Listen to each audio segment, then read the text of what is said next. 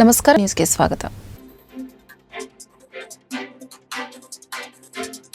ఆర్థిక శాఖపై సీఎం చంద్రబాబు సమీక్ష. మరో వారం రోజుల్లో ఆర్థిక సంవత్సరం ముగియనున్న నేపథ్యంలో ఆర్థిక శాఖలో స్థితిగతులపై చర్చ. కేంద్రంలోని ఆయా శాఖల నుంచి రావాల్సిన నిధులు వచ్చేందుకు అవసరమైన చర్యలు తీసుకోవాలని సూచన.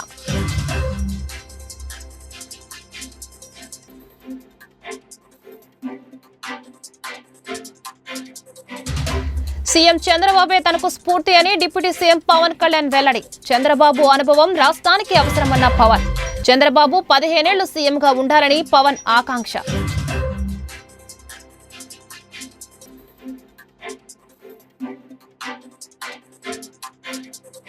విజయవాడ నగరపాలక సంస్థ బడ్జెట్ సమావేశాలు ప్రారంభం. ప్రవేశపెట్టిన బడ్జెట్పై నగరపాలక సంస్థ సభ్యుల నుండి మిశ్రమ స్పందన.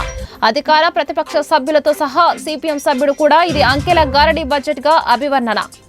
రాష్ట్ర ఆర్థిక శాఖపై ముఖ్యమంత్రి చంద్రబాబు నాయుడు సమీక్ష చేశారు. మరో వారం రోజుల్లో ఆర్థిక సంవత్సరం ముగియనున్న నేపథ్యంలో ఆర్థిక శాఖలో స్థితిగతులపై చర్చించారు. కేంద్ర ప్రయోజిత పథకాలు, కేంద్రం నుంచి రావాల్సిన నిధులపై అధికారులతో రివ్యూ చేశారు. కేంద్రంలోని ఆయా శాఖల నుంచి రావాల్సిన నిధులు వచ్చేందుకు అవసరమైన చర్యలు తీసుకోవాలని సూచించారు.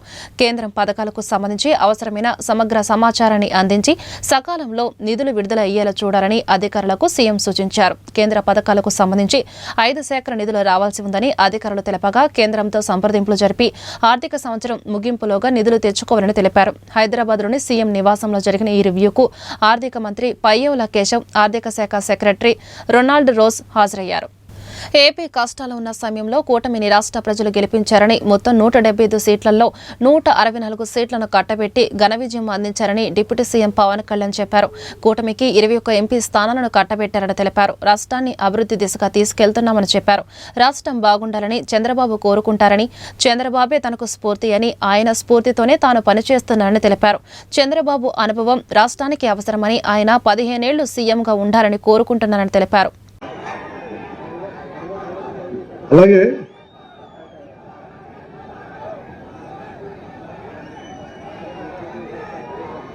చాలా రిప్రజెంటేషన్స్ ఇచ్చారు అందరూ నాకు. కొంతమంది మన తెలుగుదేశం పార్టీ నుంచి, మన బీజేపీ నుంచి, మన జనసేన నుంచి కూడా వచ్చారు. అలాగే రాయలసీమ మన సైఫ్ హసీనా బేగం గారు మీరు ఇచ్చారమ్మా. ఇది నేను పరిశీలించాను. ఇది నేను ఖచ్చితంగా మీకు దీని మీద మీరు ఇచ్చిన ఈ రిప్రజెంటేషన్ మీద ఖచ్చితంగా దీన్ని యాక్షన్ తీసుకుంటాను. మీరు ఇబ్బంది పడకండి. నేను మీ కష్టాన్ని, మీ ఇబ్బందిని అర్థం చేసుకున్నాను. నాకు అందరూ బాగుండాలని కోరుకునేవాడిని. నేను చాలా మందికి ఏముంటుందంటే భావన, నేను హిందూ ధర్మం గురించి మాట్లాడగానే మిగతా మతాలని అనేస్తాను అనుకుంటాను. నేను అట్లా అన్నాను. నేను అనేది ఏంటంటే మన మతాన్ని, మన ధర్మాన్ని గౌరవించాలని కోరుకుంటాను తప్ప, మీరు పెద్ద మనసుతోటి హసీనా బేగం గారు మీరు రాసింది నాకు చాలా బాగా నచ్చింది. మీరు నన్ను నమ్మారు చూసారా. నేను కులాలకి మతాలకి అతీతం అనేవి. నేను కులాల్లో ఉన్న అసమానతలు, మతంలో సమానతలు కోరుకునేవాడిదే తప్ప అసమానతలు ఉండకూడదు, కులాల్లో మా మత ధర్మాల్లో సమానత ఉండాలని కోరుకునేవాడిని తప్ప ఏ ఒక్కరు కూడా ఇబ్బంది పడకూడదని మనస్ఫూర్తిగా ఆకాంక్షించేవాడిని. మనస్ఫూర్తిగా మీకు దీన్ని నీళ్ళు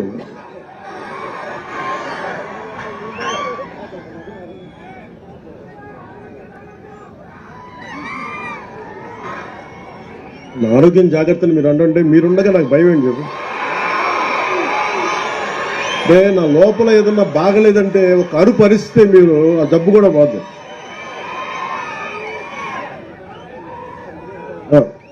అలాగే వాల్మీకి బోయ సంక్షేమ సంఘం నుంచి నాకు రిప్రజెంటేషన్ అందింది.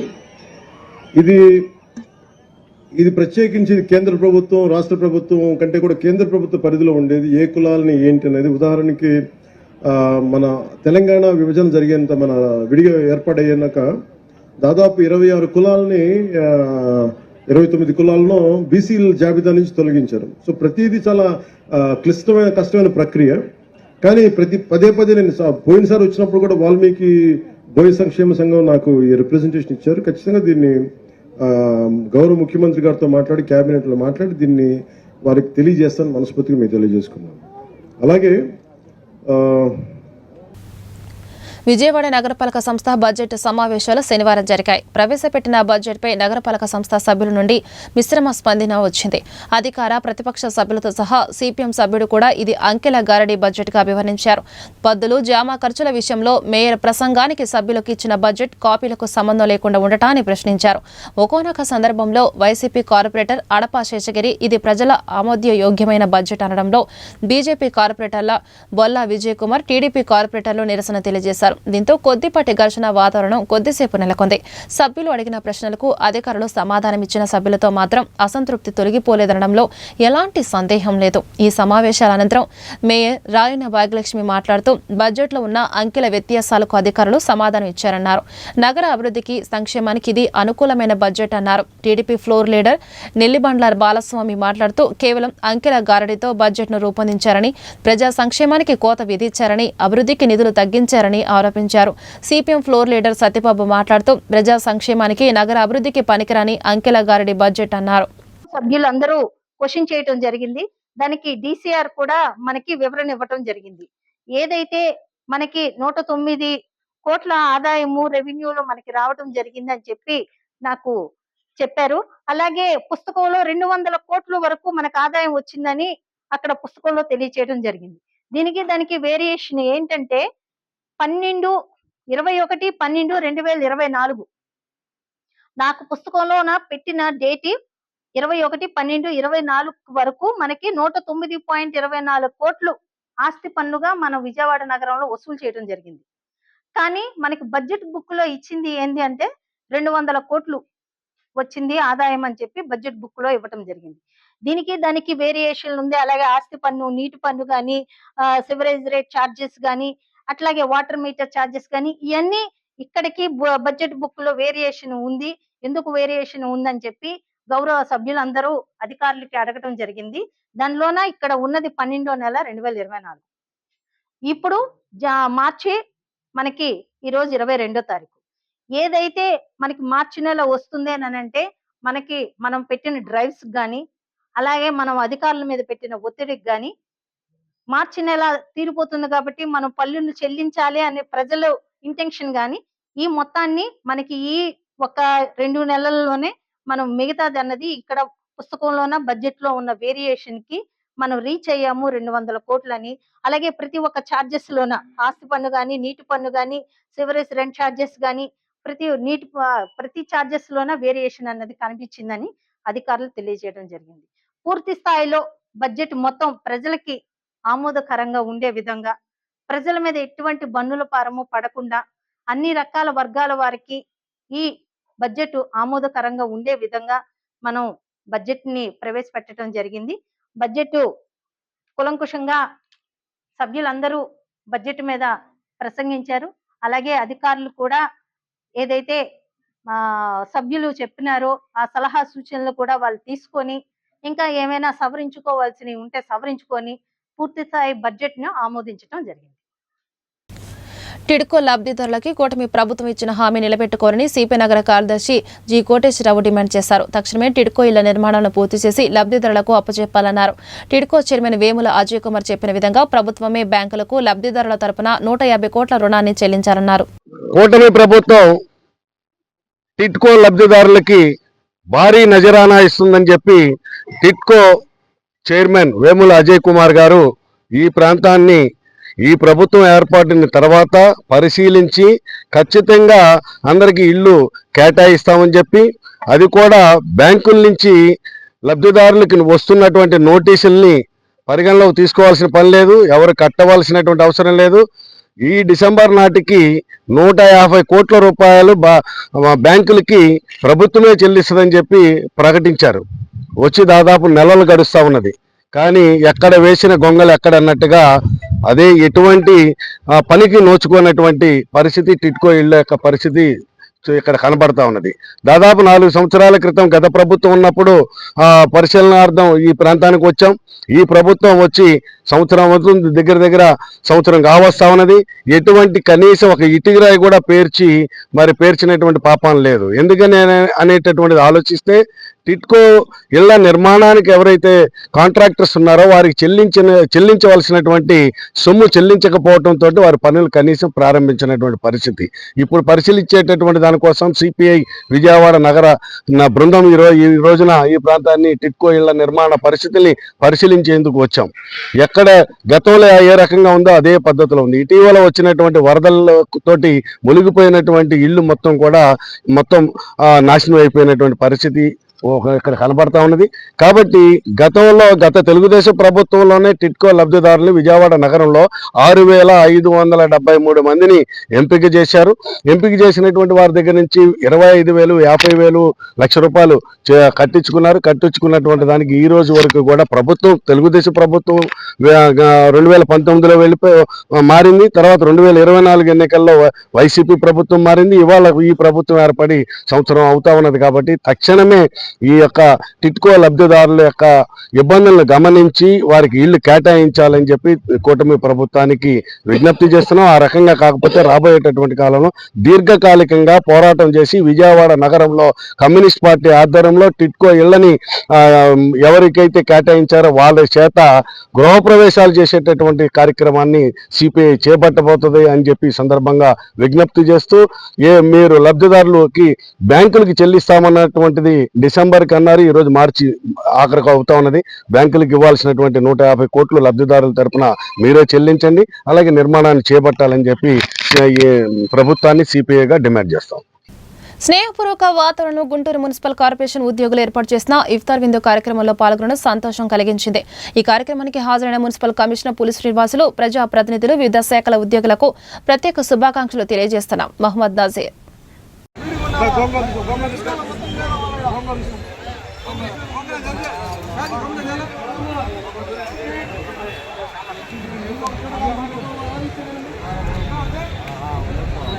మీరు భోజనాలు తీసుకోలేదు, రేట్ల మీద తీసుకోలేదు.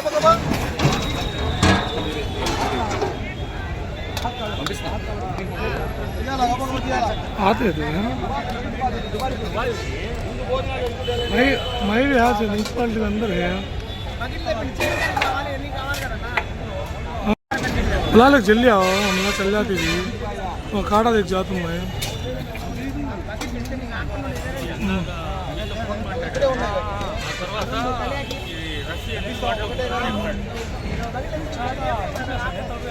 करीम రాజ్యాంగ నిర్మాత డాక్టర్ బిఆర్ అంబేద్కర్ పై కేంద్ర హోంమంత్రి చేసిన వ్యాఖ్యలకు నిరసనగా కాంగ్రెస్ పార్టీ ఆందోళన చేపట్టింది. ఈ మేరకు నగరంలో ప్రదర్శన జరిపి కలెక్టర్ నాగలక్ష్మికి వినతి పత్రం సమర్పించారు. ఈ కార్యక్రమంలో కాంగ్రెస్ పార్టీ రాష్ట్ర ఇన్ఛార్జ్ పాలకవర్మ, జిల్లా కాంగ్రెస్ అధ్యక్షుడు చిలక విజయ్ కుమార్, పార్టీ నేతలు మస్తాన్ వలి, డాక్టర్ జాన్ బాబు, బిల్లా సునీల్ కుమార్ తదితరులు పాల్గొన్నారు. ఆందోళన ముగిసిన అనంతరం జిల్లా పార్టీ కార్యాలయంలో కాంగ్రెస్ పార్టీ నేతలు, కార్యకర్తలతో సమావేశం నిర్వహించారు. ఈ సందర్భంగా పాలకవర్మ మీడియాతో మాట్లాడారు. దేశంలో మతోన్మాదం పెరిగిపోయే విధంగా బీజేపీ ప్రభుత్వం ప్రయత్నాలు చేస్తుందని చెప్పారు. లౌకిక స్ఫూర్తికి ఇది విరుద్ధమని తెలిపారు. అదేవిధంగా ఆంధ్రప్రదేశ్లో కాంగ్రెస్ పార్టీ బలోపేతానికి సమిష్టిగా పనిచేస్తామన్నారు. అందరికీ నమస్కారం. జై బాపూజీ, జై భీమ్, జై సంవిధానంలో భాగంగా all India Congress committee secretary, Andhra Pradesh రాష్ట్ర వ్యవహారాల ఇన్ఛార్జి గారు అయినటువంటి గౌరవనీయులు డాక్టర్ పాలక్ వర్మ గారు ఈరోజు గుంటూరు రావడం జరిగింది.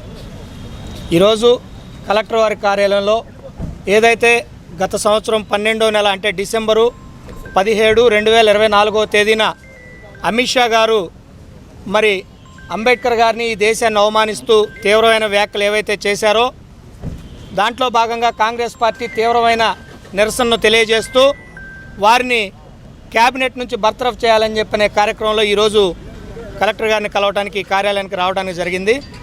మిగిలిన అంశాలు మరి పాలక్ వర్మ గారిని మాట్లాడవలసిందిగా కోరుతా ఉన్నాం. नमस्कार। आप सभी जानते हैं कि संसद में हमारे गृह मंत्री ने डॉक्टर बी.आर. आम्बेडकर जी जो इतने बड़े नेता रहे हैं, जिन्होंने आज़ादी के बाद हमारा संविधान लिखा और संविधान लिखने में उन्होंने हर जाति धर्म के लोगों का प्रतिनिधित्व करवाया, एवं महिलाओं का भी करवाया। और उस दौर में जब वो संविधान लिख रहे थे, तब जब वो महिलाओं के अधिकारों की बात कर रहे थे, तब एक विचारधारा थी जो उनका पुतला जला रही थी, और वो विचारधारा थी आरएसएस की। और आरएसएस की विचारधारा से उपज कर जो पार्टी आई है वो पार्टी है बीजेपी। और बीजेपी के गृह मंत्री पार्लियामेंट में टिप्पणी कर रहे हैं उनके खिलाफ और बहुत ही गलत बोले हैं। आज़ादी से लेकर अभी तक केंद्र में बहुत सारी पार्टियों की सरकारें आई और गई, परंतु कोई भी पार्टी की प्रतिनिधि ने संसद के अंदर ऐसी ओछी हरकतें नहीं की है।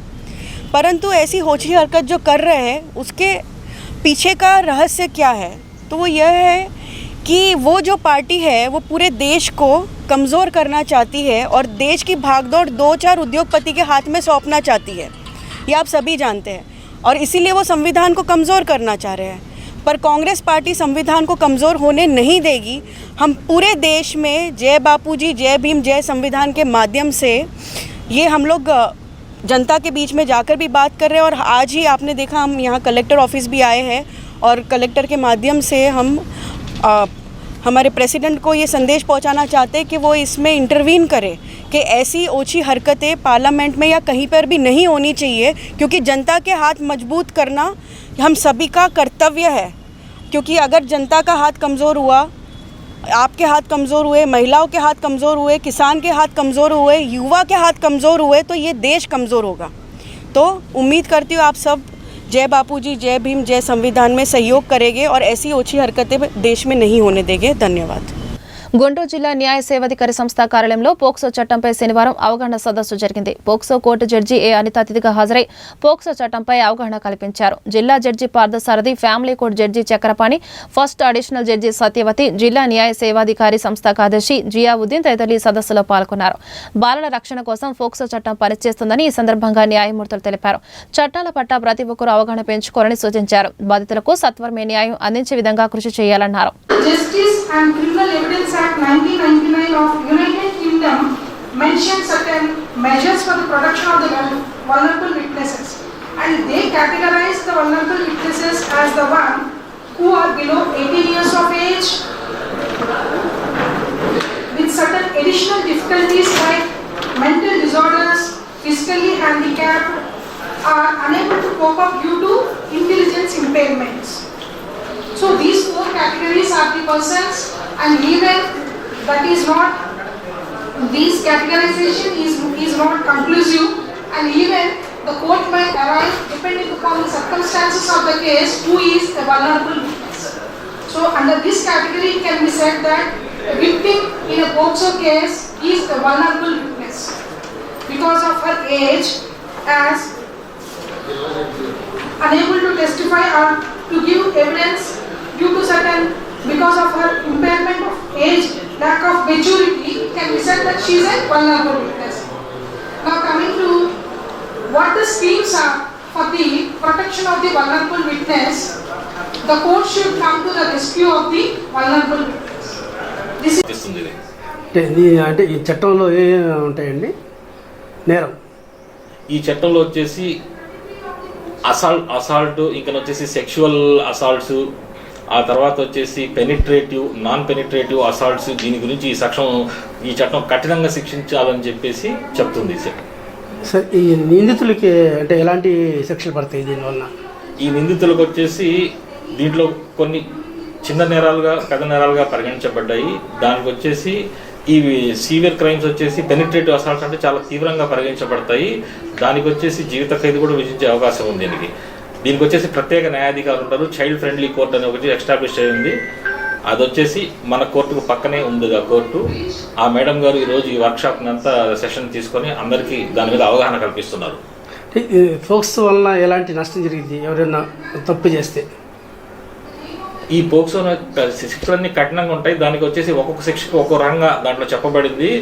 దీనికి వచ్చేసి జీవిత ఖైదు, ఆ తర్వాత మరణ శిక్ష కూడా విధించే అవకాశం ఉంది దీంట్లో. అంటే ఫోక్స్ వల్ల కేసులు ఏమి ఉంటాయి? ఫోక్స్ కింద ఏ కేసులు ఉంటాయి? చిన్న పిల్లకాయల మీద అఘాయిత్యాలు, చిన్న పిల్లకాయల మీద 18 సంవత్సరాల లోపల వయసు గల వారి మీద అఘాయిత్యాలు జరిగితే దాని మీద చేయడం జరుగుతుంది. ఇది వీళ్ళకి నష్టపరిహారం ఇస్తారండి ఏమన్నా? నష్టపరిహారం దాని మీదనే అవగాహన కల్పిస్తున్నాం. ఇప్పుడు ఈ నష్టపరిహారం వచ్చేసి ఎలా ఇవ్వాలి ఒక స్కీమ్ ఒకటి ఉంది, దాని మీద అవగాహన కల్పిస్తుంది. ఆ స్కీమ్ పేర్లు ఏమి ఉన్నాయండి? ఆ స్కీమ్ పేరు ఇప్పుడు నేను చెప్పాను కదా, ఈ విక్టిమ్ కాంపెన్సేషన్ స్కీమ్ 2015 అనుకుంటుంది. NALSA's compensation scheme for women victims survivors of sexual assault and other crimes 2018 అనుంది. దాంట్లో వచ్చేసి ఆ స్కీమ్ కింద ఎంతెంత అమౌంట్ ఎక్కట్ వస్తాయి, ఎస్సీ ఎస్టీలకి ఈ 2 స్కీముల కింద కూడా తీసుకోవచ్చు. వేరే వాళ్ళైతే ఒక స్కీమ్ కిందనే తీసుకోవాలా, ఇంకొక స్కీమ్ కింద తీసుకోవడానికి ఉండదు. కానీ ఎస్సీ ఎస్టీలకి అయితే మాత్రం దాంట్లో ఈ 2 స్కీమ్స్కి లబ్ధి పొందగలరు వాళ్ళు. ఈ అవగాహన సదస్సులో పాల్గొన్నారు సార్. ఇట్లా వచ్చేసి judicial officers, advocates, police officials, revenue officials and child and welfare department officials పాల్గొన్నారు. డాష్ మీద కూర్చుంది ఎవరు? డాష్ మీద జిల్లా జడ్జి గారు, ఆ తర్వాత వచ్చేసి మన పార్థసారథి గారు, ఆ తర్వాత చక్రపాణి గారు, ఆ తర్వాత సత్యవతి మేడం గారు, ఆ తర్వాత వచ్చేసి అనితా మేడం గారు ఈ రోజంతా సెషన్ తీసుకొని దీని మీద అవగాహన కల్పిస్తున్నారు. ఆ తర్వాత వచ్చేసి మన పీడీ గారు, project director, women child and welfare department వారు పాల్గొన్నారు. ఈ జిల్లా మొత్తం మీద ఎన్ని కేసులు నమోదు చేశారు ఈ ఫోక్స్ మీద? ఏమన్నా మీకు ఐడియా ఉందా? అది వచ్చేసి కరెక్ట్గా ఓకే.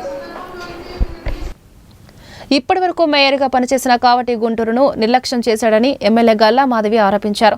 శనివారం 21వ డివిజన్ నల్లచెరులో 2,14,00,000తో నిర్మించనున్న అభివృద్ధి పనులకు ఇన్ఛార్జి మేయర్ సజ్జల ఎమ్మెల్యే శంకుస్థాపన చేశారు. నగరంలో డ్రైన్లు, రహదారుల అభివృద్ధి చేస్తామని ఈ సందర్భంగా ఎమ్మెల్యే ఇన్ఛార్జి మేయర్ తెలిపారు. అయితే కావటి మనోహర్ నాయుడు తన ఇంటి వద్ద అద్భుతమైన రోడ్లు వేసుకున్నారు తప్ప పేదల కాలనీలో ఎలాంటి అభివృద్ధి చేయలేదని విమర్శించారు. నల్లచెరులో త్వరలో రహదారులు, డ్రైన్లు పూర్తి చేయడంతో పాటు కరెంటు కోత లేకుండా విద్యుత్ సబ్స్టేషన్లు ఏర్పాటు చేస్తామన్నారు. అండి ఈరోజు నల్ల చెరువు 18, 19, 21వ లైన్స్లో అభివృద్ధి కార్యక్రమాలు చేపట్టడం జరిగింది. సీసీ రోడ్లు మరియు డ్రైన్స్ని వేసుకోవడం జరుగుతుంది. అయితే దీనికి వాళ్ళ శంకుస్థాపన చేసుకోవడం జరిగింది. రాయపాటి కన్స్ట్రక్షన్స్ అనే వారికి ఒక టెండర్ రావడం జరిగింది. ఒక 1 మంత్లో కల్లా ఈ వర్క్స్ అన్ని పూర్తి చేసి ఇస్తామని చెప్పారు. 1250 మీటర్ల పొడవున్న వర్క్స్, డ్రైన్స్ అండ్ రోడ్లు, అదేవిధంగా 2,14,00,000 విలువ చేసే ఈ వర్క్స్ ఈరోజు శంకుస్థాపన చేసుకోవడం జరిగింది. రానున్న నెల రోజుల్లో ఇవి స్థానికంగా అందరికీ అందుబాటులోకి తీసుకొస్తామని చెప్పి మనకి కాంట్రాక్టర్స్ చెప్పడం జరిగింది. అయితే ఒకసారి మనం ఈ రోడ్లను చూసుకుంటే కనీసం 20 ఏళ్ల నుంచి కూడా ఏమాత్రం అభివృద్ధికి నోచుకోకుండా లోతట్టు ప్రాంతంగా తయారైపోయిన డివిజన్ ఇది. అయితే ఇందులో గమనార్హం ఏంటంటే, హాస్యాస్పదమైన విషయం ఏంటంటే, గత మేయర్ ఇక్కడే 5 సంవత్సరాలు ఇక్కడ పరిపాలించడం జరిగింది. మరి వారి ఇంటి ముందు ఉన్న రోడ్డు మనం చాలా చక్కగా విస్తారంగా ఉండడం మనం చూసాము. మరి దాని వెనకాలే, ఆయన ఇంటి వెనకాలే ఆనుకొని ఉన్న ఈ లైన్స్కి మాత్రం ఎటువంటి అభివృద్ధి జరగకుండా మునిగిపోతున్నా కూడా, వర్షాలు పడి డ్రైన్స్ పొంగి మునిగిపోతున్నా కూడా పట్టించుకోని పరిస్థితి. ఇలాంటి పరిస్థితిని చూసి ప్రజలు వాళ్ళని ఓడించారు.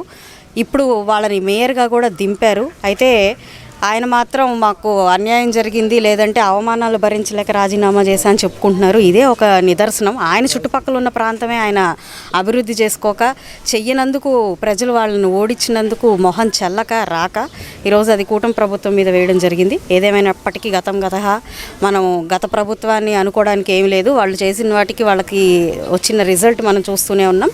అయితే గుంటూరు ప్రాంతం మొత్తం కూడా, పశ్చిమ నియోజకవర్గం ముఖ్యంగా పూర్తి అభివృద్ధికి ముందు అడుగులు వేస్తా అన్ని విధాల అభివృద్ధి పదంలోకి ముందుకు వెళ్తూ ఉంది. మరి నిన్న రాత్రి కూడా మేము బ్రాడీపేటను సందర్శించడం జరిగింది. రానున్న రోజుల్లో చాలా ఫాస్ట్గా నైట్ ఫుడ్ కోర్ట్ని ఏర్పాటు చేయాలి అని చెప్పి అక్కడ పర్యవేక్షించడం జరిగింది. సో అన్ని విధాలా గుంటూరు పశ్చిమ నియోజకవర్గాన్ని అభివృద్ధి పదంలో పరిగెత్తించడమే మా ధ్యేయంగా మేము పనిచేస్తున్నాం. ఇప్పటికే ఎంక్రోచ్మెంట్స్ మీద దృష్టి పెట్టాము.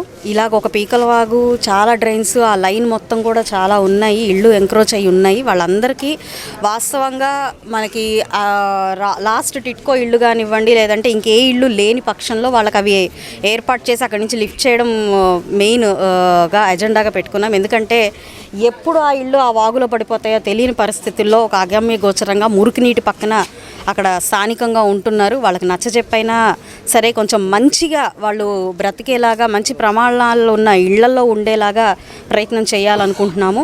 బీఫామ్లు ఇచ్చి వాళ్ళని అక్కడే ఉంచేసి ఎప్పుడు అటు పడతారో ఎప్పుడు ఇటు ఉంటారో తెలియని పరిస్థితుల్లో వాళ్ళని ఉంచే కంటే కూడా మంచి సౌకర్యాలతో ఉన్న ఒక ఇంటిని వాళ్ళకి ఇస్తే బాగుంటుందన్న ఆలోచనలో ఉన్నాము.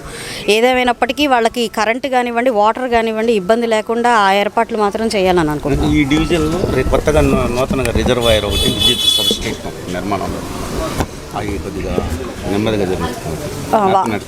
అవునండి, యాక్చువల్గా ఇప్పటిదాకా కార్పొరేషన్ లిమిట్స్లో ఎక్కడ కూడా ఎలక్ట్రికల్ డిపార్ట్మెంట్లో కూడా డబ్బులు లేని పరిస్థితి నెలకొంది. మరి రేపు ఏప్రిల్ 1 నుంచి స్థానిక సంస్థల నిధులు వాళ్లే ఖర్చు పెట్టుకునే విధంగా ఒక జీవో మనకి పాస్ అయ్యి ఉంది. మనకి మన బడ్జెట్లో చెప్పారు. కాబట్టి కాంట్రాక్టర్లు అయినా కూడా పనులు చేయడానికి వచ్చిన వాళ్ళైనా కాస్త ఉత్సాహం చూపించడానికి ఇది ఒక నిదర్శనం. కాబట్టి రానున్న రోజుల్లో అన్ని పనులు కూడా త్వరితగతిన పూర్తవుతాయని చెప్పి ఆకాంక్షిస్తున్నాము. మీరు చెప్పిన సబ్స్టేషన్ గురించి ఆల్రెడీ మన పవర్ మినిస్టర్ గారికి దృష్టిలో పెట్టడం జరిగింది. ఫాస్ట్గా కూడా ఆ వర్క్స్ ముందుకెళ్తాయి. వార్తలు ముగించే ముందు హెడ్లైన్స్ మరొకసారి. ఆర్థిక శాఖపై సీఎం చంద్రబాబు సమీక్ష. మరో వారం రోజుల్లో ఆర్థిక సంవత్సరం ముగియనున్న నేపథ్యంలో ఆర్థిక శాఖలో స్థితిగతులపై చర్చ. కేంద్రంలోని ఆయా శాఖల నుంచి రావాల్సిన నిధులు వచ్చేందుకు అవసరమైన చర్యలు తీసుకోవాలని సూచన.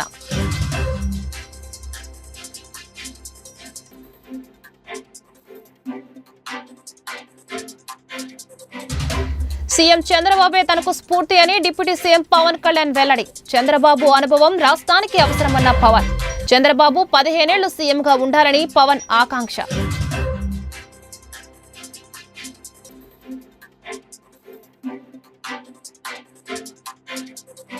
విజయవాడ నగరపాలక సంస్థ బడ్జెట్ సమావేశాలు ప్రారంభం. ప్రవేశపెట్టిన బడ్జెట్పై నగరపాలక సంస్థ సభ్యుల నుండి మిశ్రమ స్పందన. అధికార ప్రతిపక్ష సభ్యులతో సహా సిపిఎం సభ్యుడు కూడా ఇది అంకెల గారడీ బడ్జెట్ గా అభివర్ణన. ఈ వార్త ఇంతటితో సమాప్తం. నమస్కారం.